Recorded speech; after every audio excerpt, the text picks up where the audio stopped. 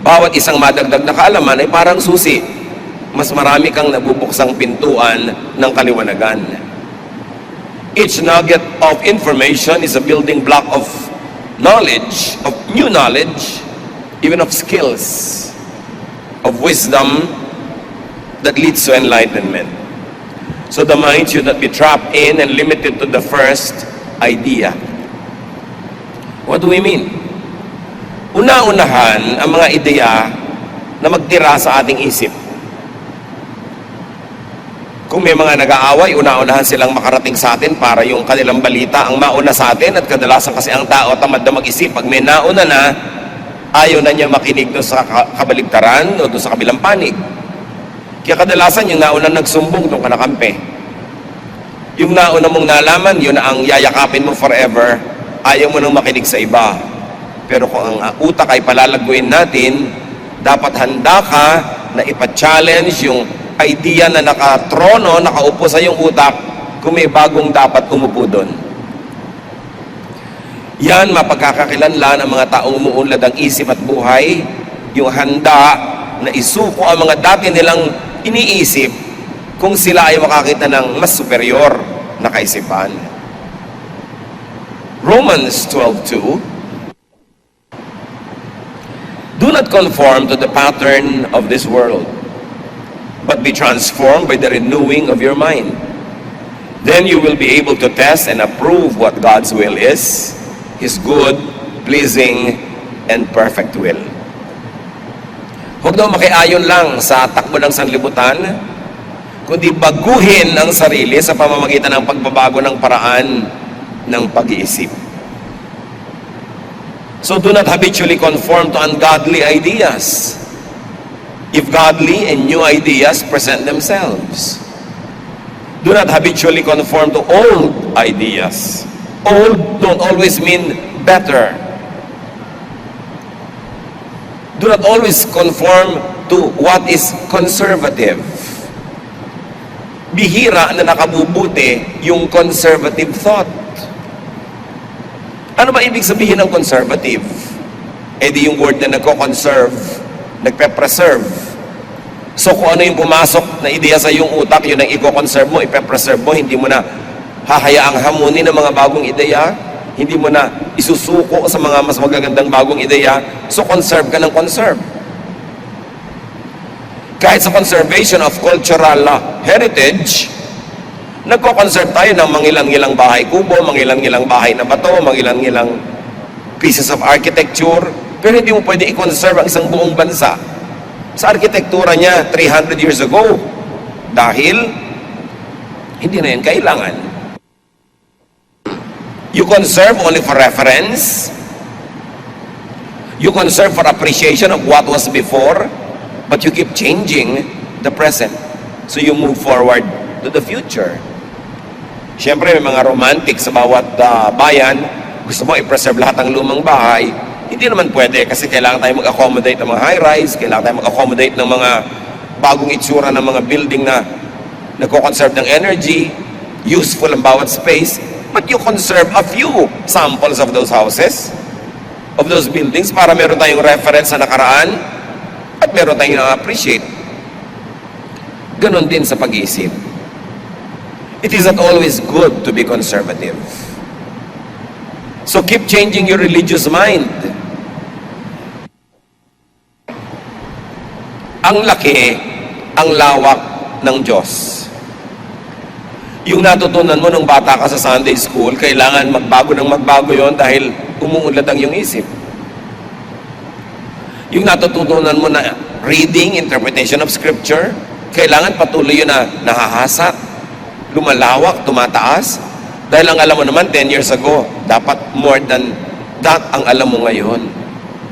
Ang pagkakakilala mo sa Diyos 20 years ago, dapat umaasenso, lumalalim, tumataas ngayon. So it is not always good to be conservative. It means that there's no room for growth, for change, or for development. Being conservative is not always a virtue. Kaya tingnan ninyo, sinong mga mahirap kasama at kasalamuha sa buhay? Di ba yung mga conservative? Kasi pinipilit ka nilang ipako sa isang lifestyle, sa isang mode of dressing, sa isang way of life na tapos na nung araw pa at hindi na epektibo ngayon. It is not good to be boxed in. And in a religious way, it is not good to be sectarian nor to be dogmatic. Bakit? Pag sectarian ka, sinabi mo, kasi ito ang aking religious membership. Kasi dito ako member ng ganitong church. Pagka ipinattern mo na doon ang lahat ng pag-iisip mo, ire-reject mo na, kapatid, ang lahat ng uri ng ibang approaches, reading of and interpretation of Scripture. At doon ka nalang magiging totally loyal sa iyong sekta, sa iyong relihiyon. Eh wala namang religion na perfect. Therefore, lilimitahan mo ang iyong isip sa mga bagay na dapat sana'y lumalago. Lalo yung may kinalaman sa Diyos. Ang laki-laki ng Diyos, hindi siya kasya sa isang simbahan lang. Hindi siya kasya sa isa lamang na dogma o isang doktrina o isang sekta. Hindi siya pwedeng solohin at kanyahin ng isa lang na grupo kasi ang laki-laki ng Diyos. At pag nilimita mo ang pag-iisip mo ayon sa pag-iisip ng isang sekta lamang, makukulong. At pag nakulong yung pag-iisip, ano mangyayari sa'yo? Magiging dogmatic ka, mali ang lahat, kami lang ang tama. Magiging judgmental ka sa iba, mali sila, kami tama. At magiging self-righteous ka dahil ikaw ang tama. Mga bagay na hinding-hindi itinuro ni Jesus. Huwag magpakulong sa nauna. Huwag din magpakulong sa most recent. Yung iba naman, baliktad, talagang hindi conservative. Pero lahat ng bagong uso, isinuot, ginawa, kinain, kahit experimental level pa lamang. Kaya importante, mga kapatid, yung mga ideya na God said it, I believe it, that settles it, masyadong nakakapagpanaro ng isip. Mabuti ng mabuti sana kung yung pinaniniwalaan niya talagang God said. Paano kung people said, God said? Sabi lang pala ng mga tao na yun ang sabi ng Diyos. So, kikitiran mo ng utak mo, that settles it. It means hindi ka na handang makinig sa anumang ideya, wala nang argumento, wala nang presentasyon ng ibang mga iniisip ng kapwa, at yun na, tapos na ang iniisip mo. That is narrow-mindedness. At kung merong dapat magpalawak ng isip, unang-una na yung mga relihiyoso, yung mga maka-Diyos, knowing that God is so great, that there is so much to know about God, that you cannot be 100% loyal to any sectarian thought or doctrine because that will limit the way you think. Kailangan nakabukas ang isip. God needs no protection from lies because God is truth and truth prevails. Huwag tayong sobrang matakot magkamali, ayaw mo na tuloy mag-isip. Sa pag-iisip at sa natural na period ng pagkalito, pag ikaw'y nag-isip, doon isinisilang ang mga bagong magagandang ideya. Walang nagkakaroon ng kaliwanagan na hindi mo na nalito. Anong ibig natin sabihin? Naniniwala ka na sa idea A, tapos may narinig kang idea B, nalito ka dahil magkalaban kuminsan yung dalawang ideya. Pero pag hindi ka nagpagulo, inayos mo yan, inisip mo, ipinanalangin, sinaliksik, malalaman mo ang magandang kombinasyon pala ng ideas A and B. And then now you have a higher level of learning. Huwag kayong natatakot malito. Ayoko niya, nalilito ako, ayoko na lang pakinggan. Kasi walang ipinapanganak na hindi muna dumadaan sa hirap.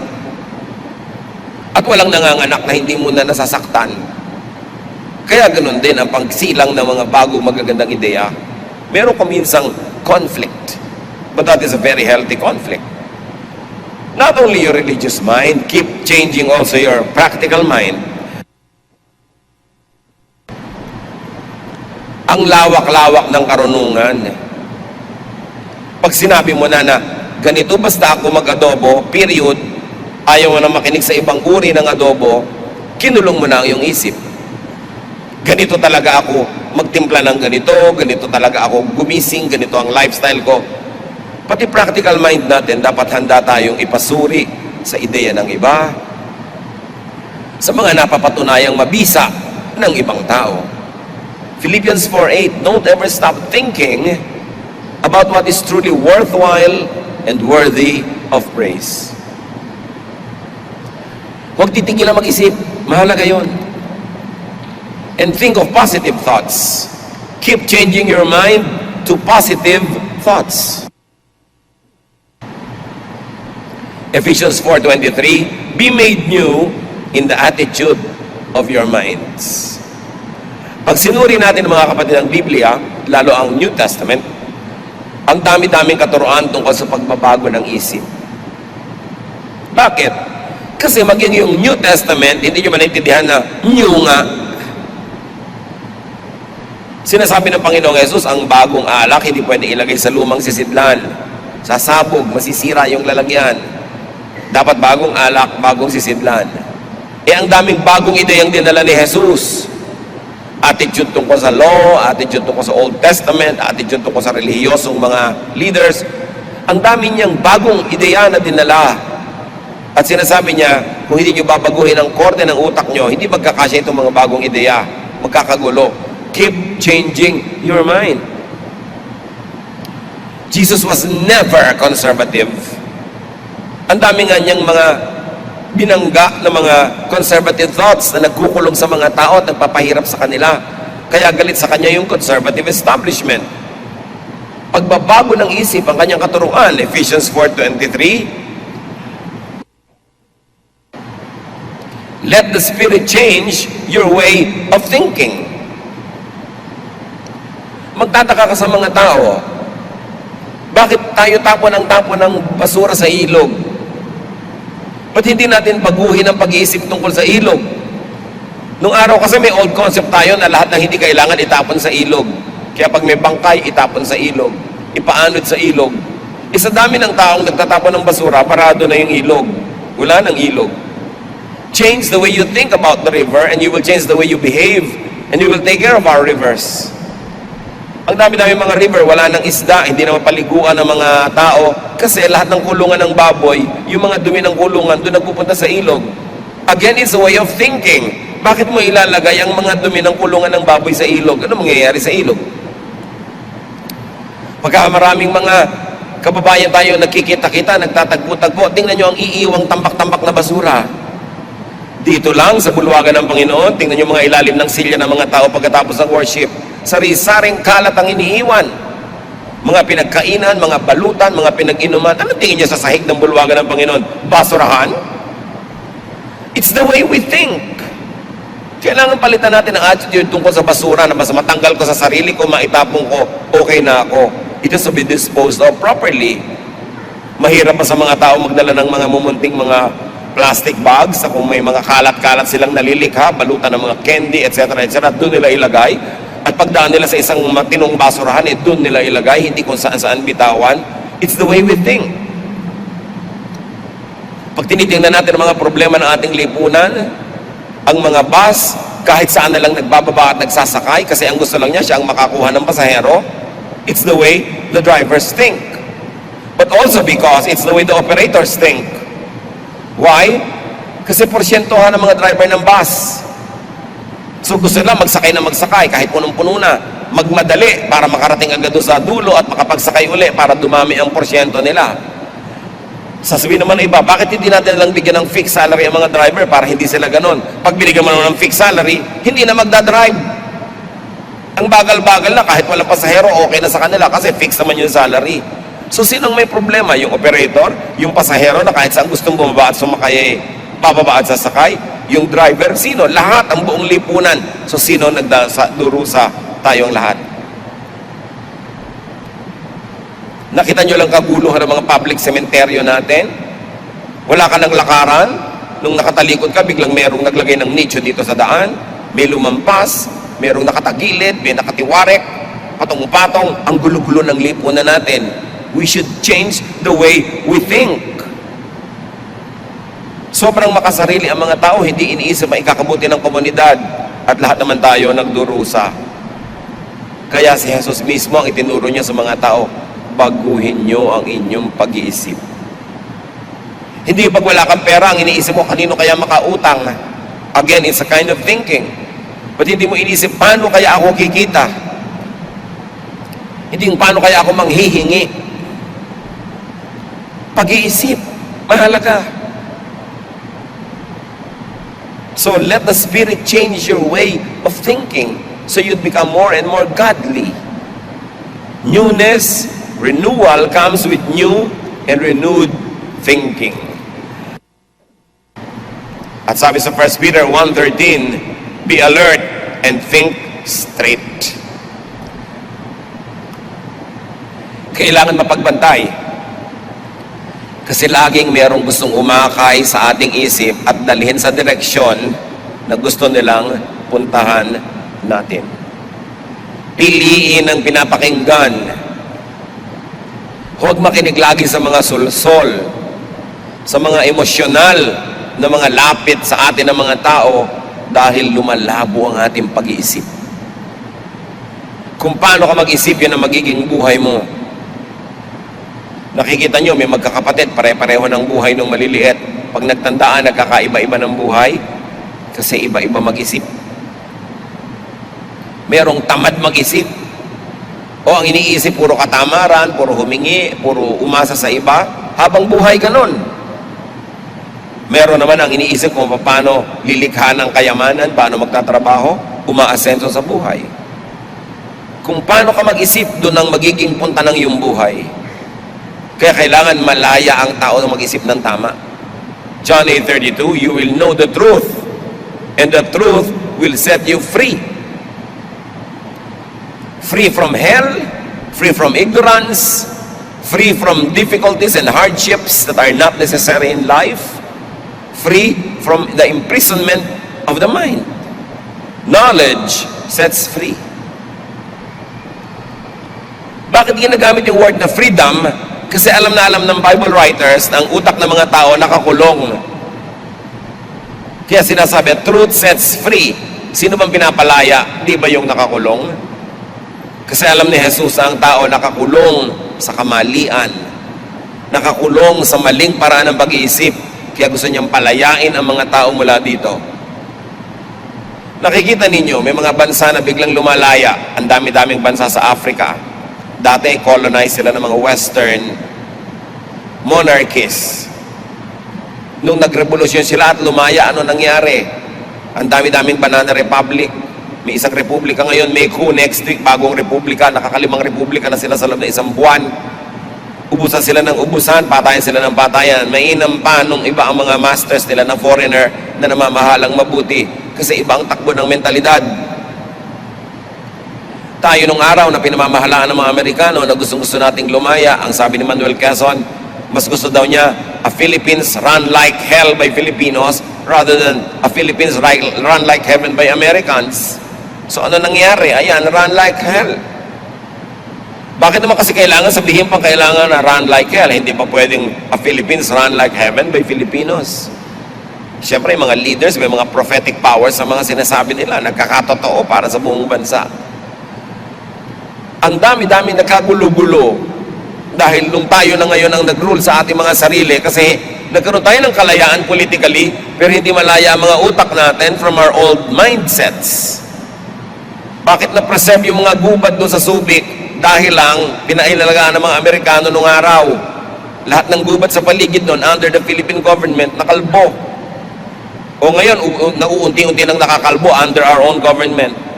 Bakit na-preserve ang Camp John Hay, ang mga pine trees, dahil pinamahalaan ng mga Amerikano noon. Nung kinuha natin, ayan, kutakot-takot ang pinuputol ng mga puno. Kutakot-takot na corruption. I am not saying that desirable to be ruled over by foreigners. Pero nakita nyo kasi yung mindset ng Republican government, angkop sa utak nila. Sa atin hindi.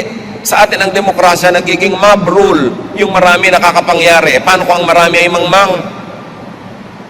Paano kung ang marami hindi nag-iisip na mabuti? Paano kung iboboto mo lang isang politiko dahil maganda yung asawa? Ano mangyayari sa demokrasya? At ganyan din ang nangyayari sa church. Gagamit ka ng mga democratic processes sa church, nagboboto ka ng mga elders, tapos mamimili sila ng pastor na i-hire. Power from below, democratic power. Not everyone is aware to be able to govern well. And if you get power from below, you get chaos when those who are below are not enlightened. It's all a problem of thinking. Sa mga pamilya niyo mga kapatid, sino ba mga problemang tao? Di ba yung baluktot mag-isip? Nga walang katwiran? Ignorance imprisons. Ignorance enslaves. Kaya si Jose Rizal noon, sabi niya, bago kalayaan, edukasyon muna. Kasi ano ang mangyayari sa isang bayang malaya na mangmang? Kailangan natuto ka muna para yung laya magamit mo sa responsibility, hindi sa licentiousness. Katulad din ng mga lumalaya sa Panginoon dahil may eternal security, anong gagamitin nila para sa mga pamumuhay na sobrang sama? Dahil sabi nila, secure na kasi ako. Ginamit yung kalayaan sa mali. Ang kalayaan ay bagay sa mga taong marurunong. Pag pinalaya mo politically ang mga tao hindi marurunong, sila magpapatayan, sila mag-uubusan. At sila hindi nila mamahalin yung public institutions. Ignorance of the majority empowers the cunning minority. Even the monarchy and priesthood. Napakatagal, mga kapatid, na ginusto ng mga nagaharing mga uri sa lipunan like the elite, the monarchs, and the priesthood na panatilihing mangmang ng mga tao. Kasi ang mangmang ng mga tao ay madaling pasunurin, madaling abusuhin. Kaya merong isang quote dito sa play ni Oscar Wilde, The Importance of Being Earnest, na gusto kong i-share with you because it encapsulates the idea of the elite about the masses. Sabi ni Lady Bracknell, isang elitistang mayamang babae, I do not approve of anything that tampers with natural ignorance. Ignorance is like a delicate, exotic fruit. Touch it, and the bloom is gone. The whole theory of modern education is radically unsound. Fortunately, in England, at any rate, education produces no effect whatsoever.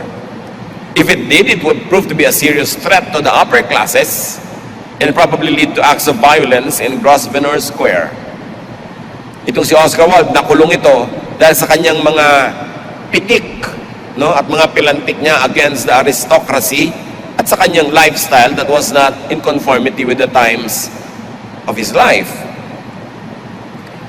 Pero lumalabas sa karakter nitong babaeng ito na mas gusto ng mga elite, mas gusto ng mga nangunguna ay mga tao para sila lang ang marunong, para mamanipulate nila ang mga tao sa kanilang ikabubuti.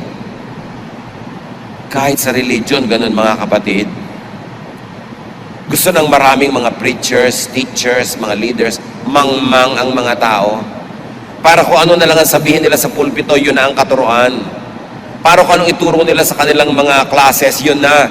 At ang mga tao hindi na nag-iisip para sa sarili, hindi na nagsasaliksik. Mas madaling i-manipulate. Madaling pasukahin ang mga donation. Madaling pilipitin at gamitin. But that is not the way of Jesus. Jesus teaches the truth, and the truth sets free. Kaya si Marx, na number one critic ng established religion, sabi niya, religion is opium to the people. It's not always true. Religion is good if it's used well. But it is true also that religion could be misused. Pampabangag sa mga tao. Pampamanhid sa mga tunay nilang mga sakit. Panglasing, panglibang, addictive, para ang mga nagahari ay manatiling makapangyarihan. Kaya ang unang ibinuwag ng mga socialist at communist states nung araw ay yung simbahan. Kasi sinasabi nila, yan ang tagapagpairal ng mga kamangmangan at pambangag ng mga tao. Up to a point, there might be truth in it, but it's not totally true because religion could also be used to set people free like Jesus used it. Kailangan lang kanino ka nakikinig, ano sinusundan mong ideya para lumaya ka ba o ikaw ba ay makukulong ng kamangmangan. Outgrow, unlearn, discharge, obsolete. ideas. Kung bibili ka halimbawa ng kaong o minatamis na mga prutas sa Laguna, yung mga lalagyang bote, kailangan mo pang itapat sa kalan kasi hindi mo mabuksan. Kailangan mo ng muscle talaga ng nag-gym para mapihit mo at mabuksan ang mga boteng ito. Napaka-obsolete na ng pag-i-empake natin ng mga produktong ito. Change what is obsolete for product development. Kailangan pa talaga na ang tubig ay ibalot pa rin.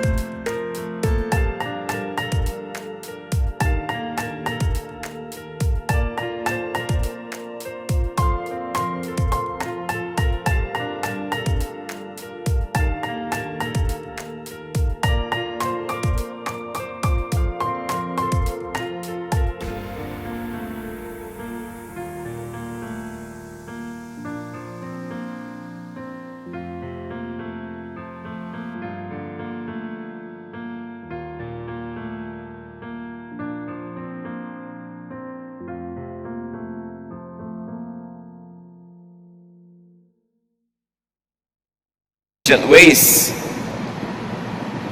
Kaya nga ang sabi ni Alexander Pope, be not the first by whom the new is tried, nor yet the last to lay the old aside. Importante, mag-ingat din naman, hindi lahat ng bagong uso, isasakay ka na agad. Sabi, huwag naman ikaw kauna-unahang sumakay sa bagong uso kasi hindi pa nasusubukan eh.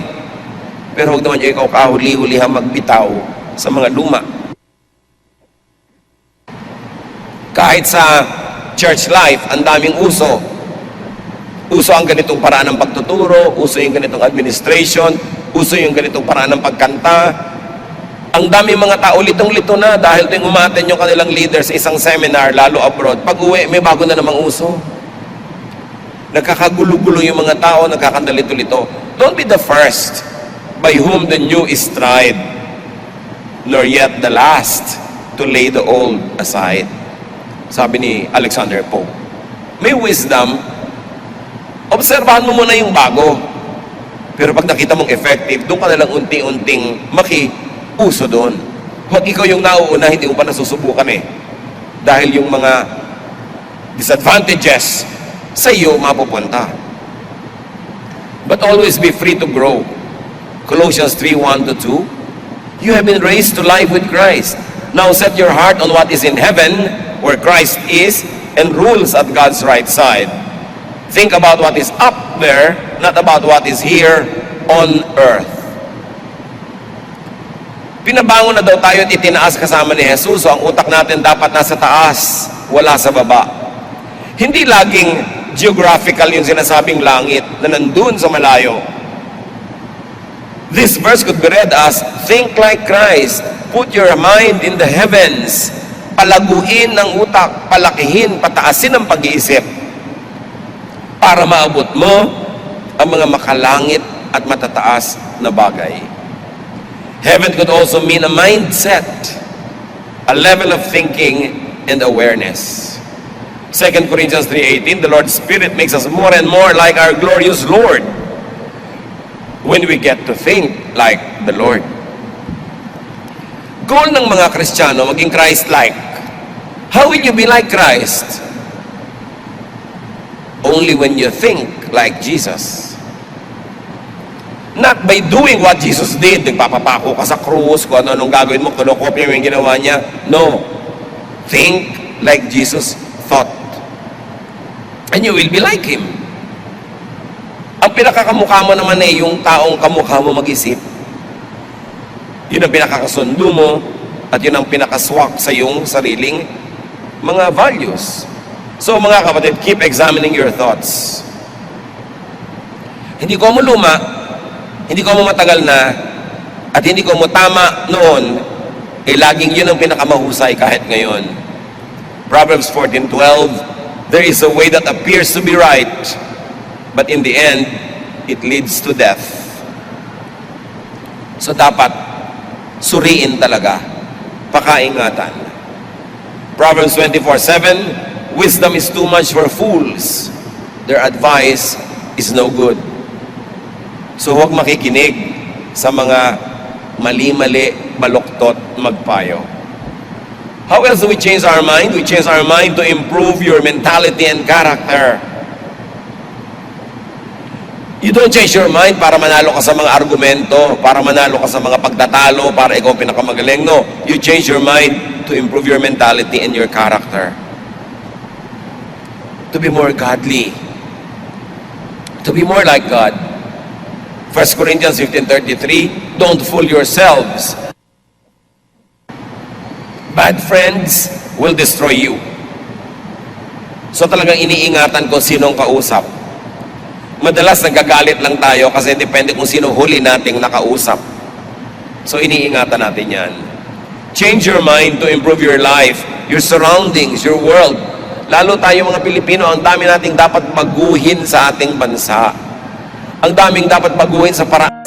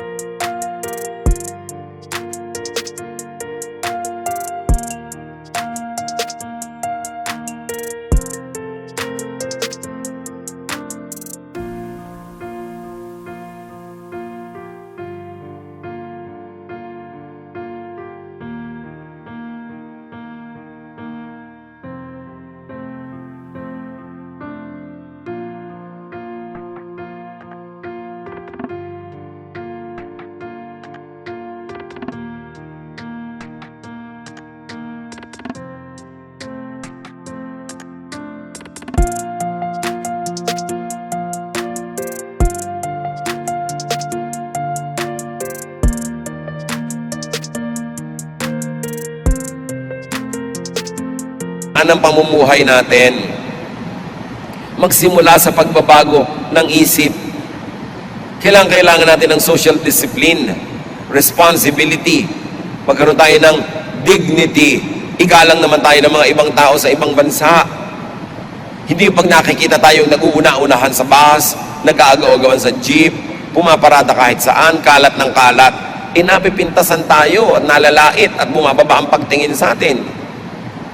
May mga bansa sa labas ng Pilipinas na maraming Pilipino, pag nagkita-kita sila doon, ang iiwan nilang kalat, bundok-bundok, tambak-tambak, para silang mga santambak na basura. Ano ang nililikhanon na impression tungkol sa ating lahi?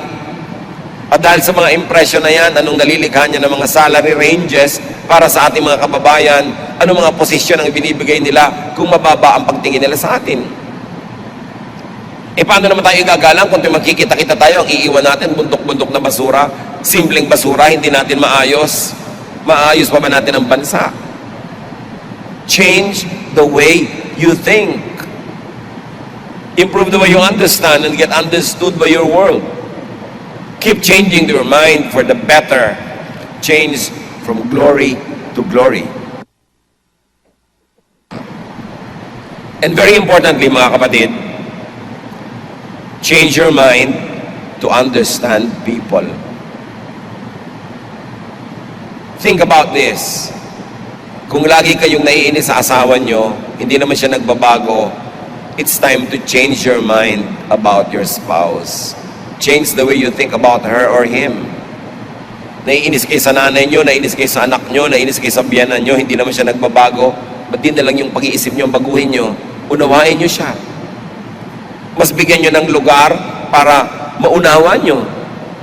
Change your mind so you understand people, especially your loved ones, especially those who love you. Change the way you think so that you can promote peace and understanding and love among people. kung lagi ang pag-iisip nyo ang nakakauwian ay nakakalaban nyo yung kapwa nyo, nagtatalo kayo, nag-iiba-iba kayo ng mga ideya, baguhin nyo na lang pag-iisip nyo para magkaroon ng katahimikan. Kesa patuloy naman, manindigan kayo